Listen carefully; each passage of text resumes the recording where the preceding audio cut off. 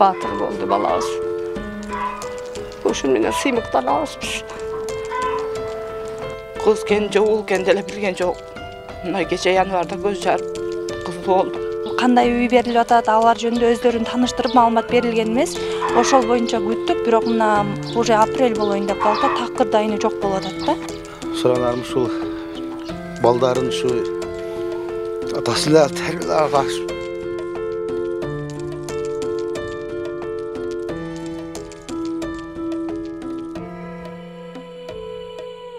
Ош шаарынын Жапалак айылында Орозовдордун үй бүлөсүндө мындан 6 ай мурун оор жоготуу орун алды. Анда 2022 жылдын 17 сентябрындагы Тажикстандын куралдуу кол салуусунан прапорщик Ислам уулу Бектур башына ок чеп кызмат учурунда каза болгон.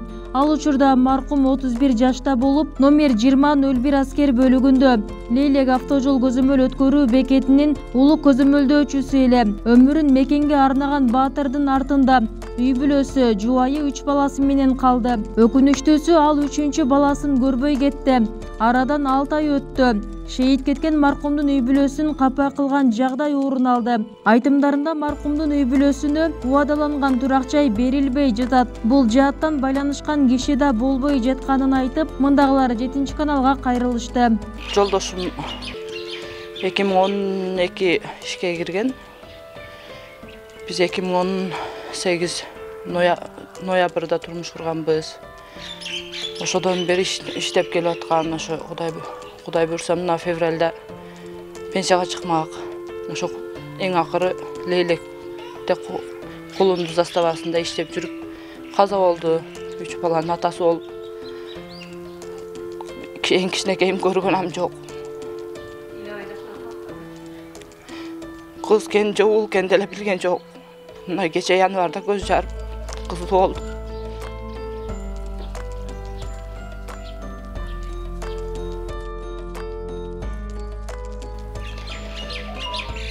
Ошентип отурабыз. Ошо ноябрда чакырган бизди.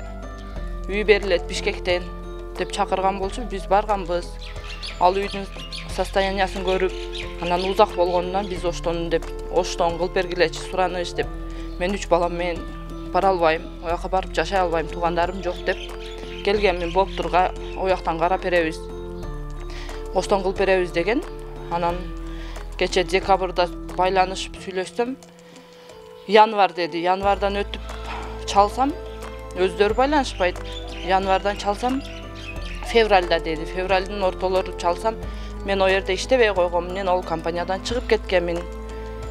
Деп ошондой деди. Анан башка бирөөнүн байланышка бирөө жарым барбы деп сурап неме кылсам, болуптур, номерин берем, алып беремин деген бойдон ол киши дагы же чалган жок, же жазган жок, же ал башка номер да берген жок. Ким ал, ким менен байланышып? Жеңишбек деп. Кайсыл жерде иштейт экен? Ал компаниясын билбейбиз, ошо Бишкекте бир компания болчу. Компаниясын билбейт. Ким байланыштырган аны силерге? Ал өзү чалган да кайнатама.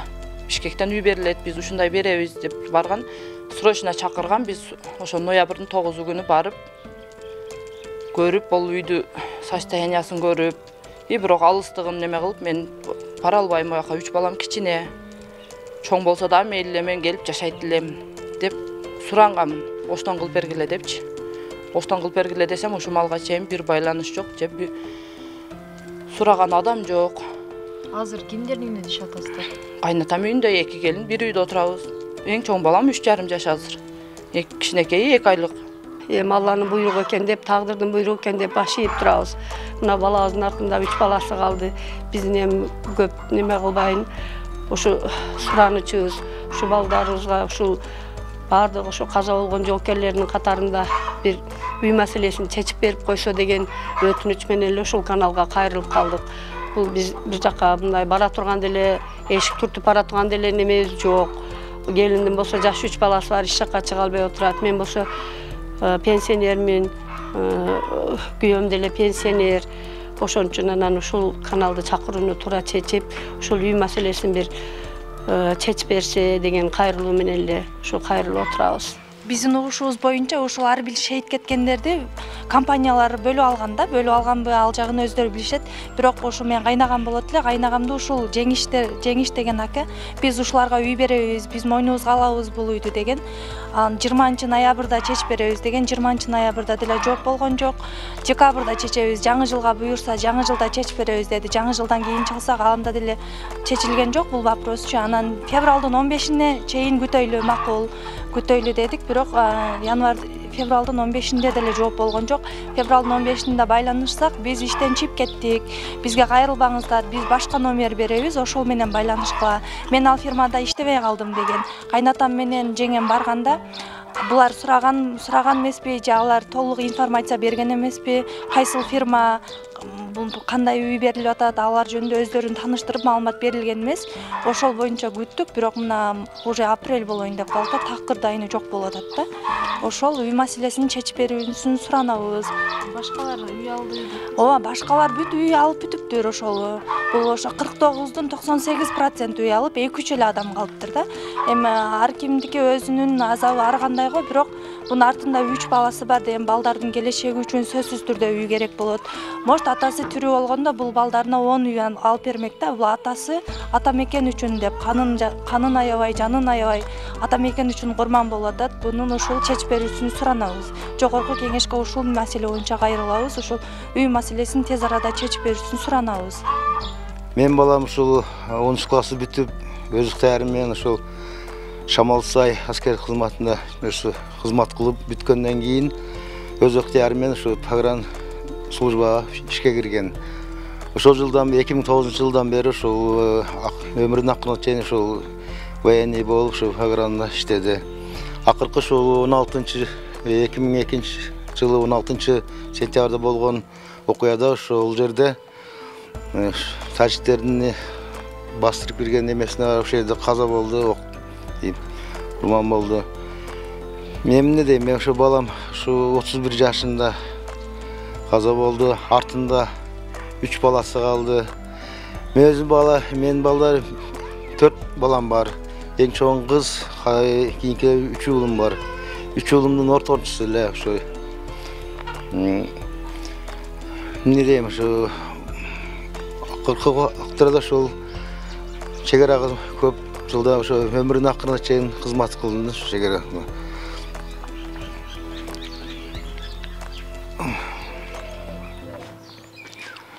Андан кийин ушул 13 ноябрда Бишкекке президент аппараттардан Куран окутуу маземине чакырылган. Ошол убактарда ушул үй берилет, квартира берилет деп андан мурун да звонок кылышкан эле ошо Жеңишбек деген бала. Биз айттык, ошто турабыз, оштон кылып берсеңер жакшы эле. Бунун 2 баласы бар, жакында да төрөйт. Ал жакта бу балдарды чоңойтуш үчүн өтө кыйынчылык болот. Ушу бизге канча өмүр болот, биз жардам берип, ушу жардамдашып, жакыныраак жерде болсо десем, мейли аба сүйлөшөбүз деп. Андан кийинки звонокто да звонок кылышып, келбейсизби Бишкекке, үйдү көрбөйсүзбү, андан мындай деп чакырган. Кийинкисинде бардык биз, келиним экөөбүз барып, анан биз айттык, мүмкүн болушунча силердин сураныш оштон кылып бергиле, оштон жакшы болот эле. Анан ошол жерде Куран окутканда дагы ошол шаршейип, ошо пограндын начальнигине дагы кандай маселелериңер бар дегенди айтканбыз. Ушундай бизде Бишкектен көрөт эле, биз оштонбуз, балдары жаш. Биз каралаштырбасак кантип карайт өздөрү деп, болуптур, чечилет деп айтышкан. Андан кийин кече 23 февралда дагы ата-энелер чакырып, бөрү спецназ отряддарын уюштурулган ушу маракесинде филармонияда ошо ташип өзгө ыраазычылык каттарын берип, неме кылып, андан кийин дагы чай берип, эметкенде дагы кат жүзүндө дагы карылганбыз. Ошо замы Райымбек фамилиясын унутуп калдым ошол кишиге. Андан кийин ал кишилер менен жолугуп болду, биз жеткизебиз, чечебиз вопросту деп ошентип айтышкан.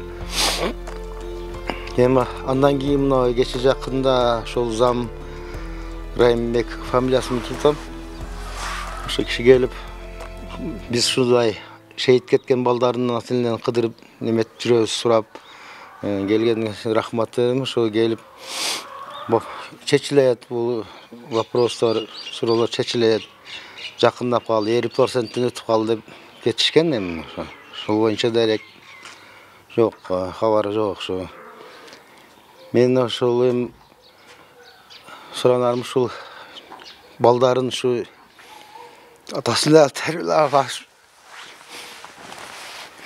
көмөктөшүп ушу жакын жерде болсо биз да каралашып ушу жардам берип ушу балдарды чогойтот эле.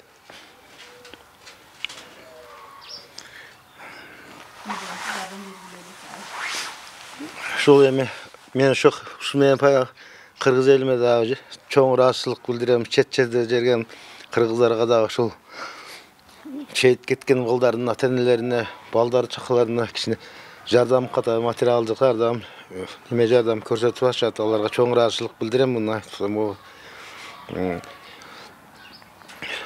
президенттин ушу аппараты мэриядан ушу тажас болгондо жардам көрсөтүп атышат.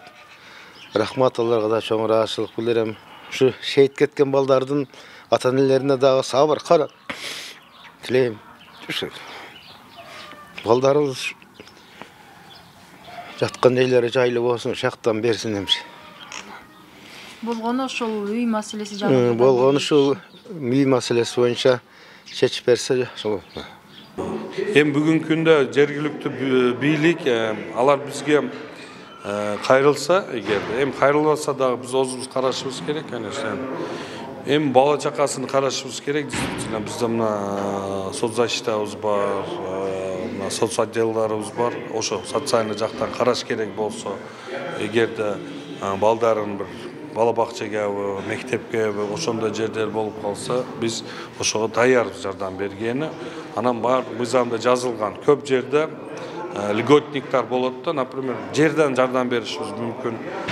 Биринчи группа, экинчи группа, мына улуу ата мекен катышуучулары, афганистер, баткенистер, ошондойлор семьясыга. Алар без очереди, аларга жардам берилиш керек, алар льготникке келет да. Эгер ошондой жактары болсо, биз мэрия, ошонун мэриясын обязательно даярбыз жардам бергени. Социальный жактан болобу, жер маселеси болобу, эгерде ошондой бир нуждасы болсо, биз жардам бергени даярбыз. Үбүсара Орозалиева, Шерзат Эгембердиев, 7 канал, Ош шаары.